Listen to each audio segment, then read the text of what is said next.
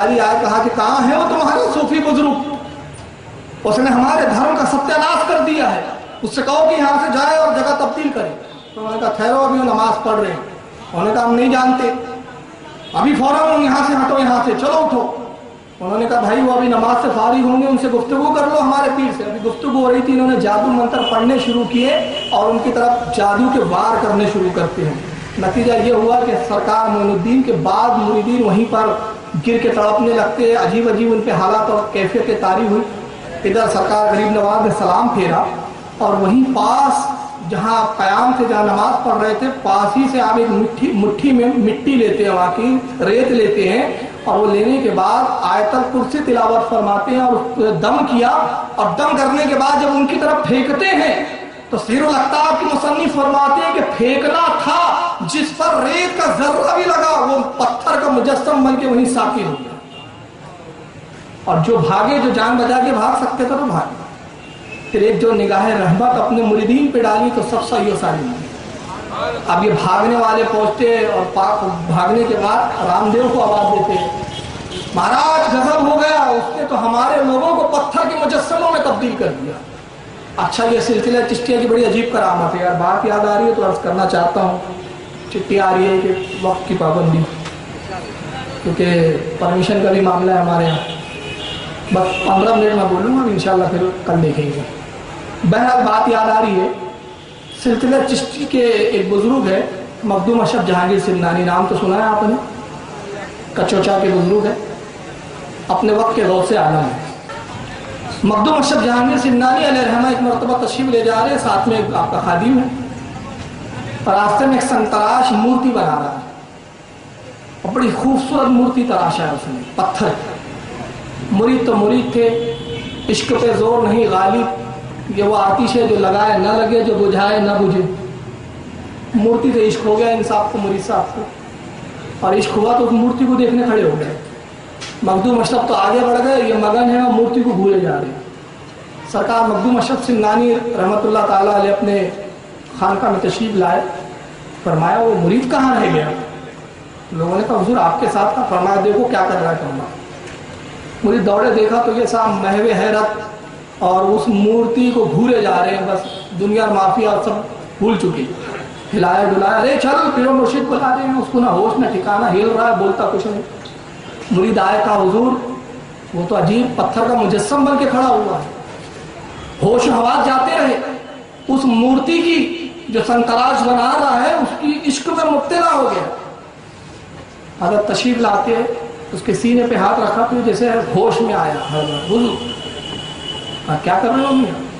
کہا حضور کھڑا ہوں، سے دیکھا محبت ہے اس سے۔ کہا حضور محبت تو ہے، آپ سے کیا چھپانا، آپ تو دلوں کے بھید اور دلوں کے حالات جانتے۔ کہا حقیقی محبت ہے؟ کہا حضور حقیقی محبت ہے۔ رکھنا چاہوں گے؟ ہاں حضور رکھنا چاہوں گا۔ جب مرید نے خواہش ظاہر کی، مخدوم اشرف سمنانی ہاتھ پھراتے اور وہ مورتی میں جان پڑتی اور ایک حسین و جمیل عورت میں تبدیل ہو جاتی۔ ہاتھ پکڑا، آج سے تیرے نکاح میں دیا، چل خانقاہ میں تیرے نکاح کی تقریب کرے۔ علماء فرماتے اس سے اولادیں ہوئی، مگر اس کی 3 نسل تک اولادوں کا یہ حال رہا کہ ناخن پتھر کے رہتے، باقی پورا جسم انسانوں کا رہتا، تاکہ یہ نشانی رہے کہ یہ اس کی نسل سے ہیں، اس بت کی نسل سے جس کو مخدوم نے اپنی کرامت سے عورت میں تبدیل کیا ہے۔ یہ سلسلے چشتیہ کے بزرگوں کا عجیب عالم ہے، کبھی پتھروں کو انسان بناتے اور کبھی انسانوں کو پتھر بنا دیتے ہیں، جیسے حالات ہوتے ہیں ویسا معاملہ ہوتا ہے۔ یہاں غریب نواز ان پتھروں کو، ان انسانوں کو پتھر میں تبدیل کر رہے ہیں، اور وہاں مخدوم اشرف پتھر میں جان ڈال کے انسان بنا رہے ہیں۔ اپنے اپنے وقت کی بات ہے۔ اس کے بعد رام دیو کے پاس جب دوڑے اور رام دیو کو آواز دی، رام دیو مہاراج بڑا غضب ہو گیا، ایسا ایسا ہو گیا۔ رام دیو مہاراج آتے ہیں بڑے جلال میں اور منتر لے کے آ رہے ہیں۔ سرکار غریب نواز نے دیکھا اور دیکھنے کے بعد نگاہ اٹھائی، فرمایا رام دیو ٹھہر جا، اتنا جذباتی نہ ہو، اتنا غصے میں نہ ہو۔ بڑا نرم لہجہ تھا، ہونٹوں پہ تبسم تھا۔ رام دیو وہیں ٹھہر گیا۔ خادم کو آواز دی پانی لاؤ۔ خادم نے پانی لایا، سرکار غریب نواز نے پانی پیا، اور پینے کے بعد جو پیالے میں بچ گیا رام دیو کی طرف بڑھاتے کہتے پہلے پانی پی لے، اس کے بعد پھر جو چائے کرنا۔ اس نے پانی پیا، جیسے ہی پانی پیا دل کی دنیا بدل چکی تھی۔ رام دیو قدموں میں گرتا ہے، حضور سب کچھ روشن ہو چکا ہے، اسلام میں داخل کر لیجیے، آپ ہی کا مذہب حق ہے۔ حضرت اس رامدیو کو اپنی خدمت میں اپنی غلامی میں قبول فرماتے ہیں اور اس رامدیو کا نام شادی دیو رکھتے ہیں. یہی ہے شادی دیو. میں انا ساگر کا واقعہ پہلے بتا چکا. یہ شادی دیو ہے جس نے پیالے میں پانی لایا تھا. یہ واقعہ بعد کا ہے لیکن چونکہ میں مختصر بتانا تھا وہ پہلے گزر چکا ہے. رامدیو جب داخل ہوا تو یہ بڑے گھبرایا. پرتھی راج چوہان تک خبر پہنچی.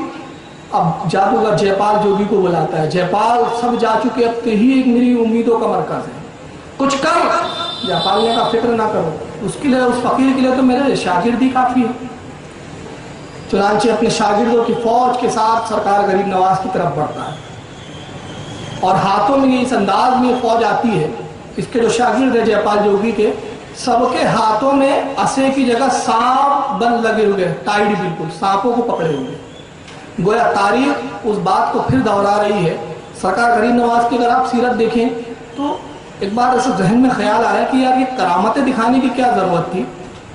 سرکار غریب نواز کہ وہ بھی واقعات ہے کہ نگاہ اٹھا دیا تو لوگوں کے دل پلٹ گئے, پھر یہاں کچھ جگہ کرامتیں دکھائی, پھر اسلام میں لایا. اس کا سبب کیا ہے؟ تو میرے ذہن میں یہ آیا کہ انبیاء کے جتنے معجزات ہیں کرامت اس کا ذل ہوتی ہے. حضرت شاہ عبداللہ محدث دہلوی رحمۃ اللہ تعالی علیہ جو اپنے وقت کے محدث ہے, اپنی کتاب فتح الغیب جو سرکار غوث اعظم کی کتاب ہے اس کی فارسی زبان میں شرح کی, فتح الغیب میں فرماتے ہیں کہ ولایت معجزے کا ذل ہوتا ہے. ذل کہتے ہیں سائے کو, معجزہ اصل ہے اور جو ولایت ہے جو کرامت ہے اس کا سایہ ہے. اور سایہ کب ہوں گا؟ جب وجود ہوں گا. ہمارا سایہ کب ہوں گا؟ جب ہمارا وجود ہوں گا. تو جب وجودوں کا انکار ہوتا ہے, معجزہ وجود ہے, لوگوں جب معجزے میں شکوک کرتے ہیں, ولی کرامت دکھاتے ہیں اور دکھا کے بتاتے ہیں کہ جب ہم نبی کے غلام ہو کر, انبیاء کے خادم ہو کر, ہم میں یہ اللہ تعالیٰ نے قوت دی ہے, ہمارے نبی ہے اور ہمارے انبیاء کے جو معجزے ہیں اس پر شک نہ لانا ورنہ ایمان سے خارج ہو جائے. تو یہ اولیاء کرامت اس لیے دکھاتے ہیں. چنانچہ وہ رامدیو جب اسلام لاتا ہے, سرکار نے شادی دیو نام فرمایا. جے پال جوگی کو بھیجا جاتا ہے. کثیر فوج جادوگروں کے ساتھ آتا ہے, ہاتھوں میں سانپ ہے. سرکار غریب نواز نے حصار قائم کیا. اور حصار کیا ہوتی ہے میں بتا بھی دیتا ہوں, کبھی ایسا موقع آ جائے تو آپ اس پہ عمل کیجیے گا, انشاءاللہ فائدہ ہوگا. آپ کسی ایسی جگہ چلے جائیں ویرانے میں, جنگل میں پھنس گئے, خوف ہے, ڈر ہے.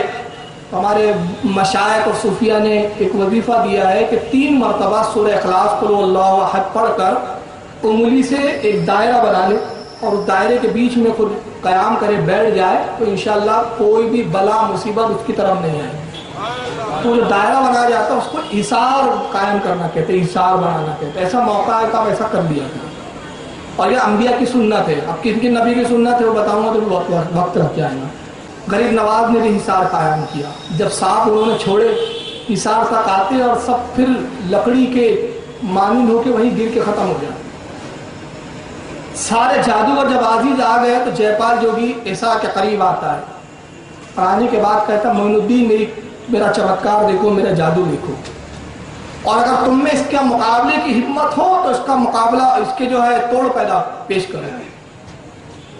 جے پال جوگی اٹھا, یہ بھی واقعہ آپ سن چکے ہیں. سرکار نے اپنی کھڑاؤ نکالی.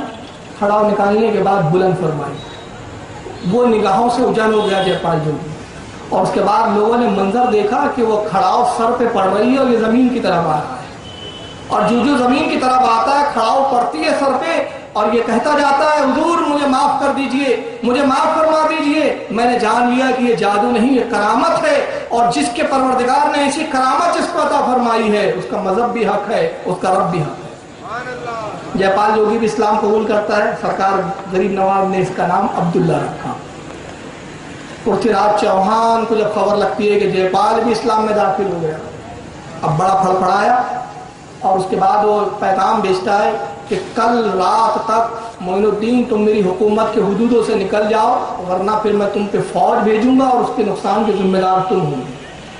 اب یہ جملہ ہے. جب قاصد پہنچتا ہے اور پہنچنے کے بعد اس نے یہ پیغام سنایا غریب نواز کو, تو آپ ایک جملہ فرماتے ہیں پرتھی راج چوہان کو ہم نے گرفتار کیا اور اس کو مسلمانوں کے حوالے کر دیا. اب یہ جملہ کہہ دیا. پرتھی راج دوسرے دن تیاری میں لگا ہے. رات جب آتی ہے تو غزنی کا بادشاہ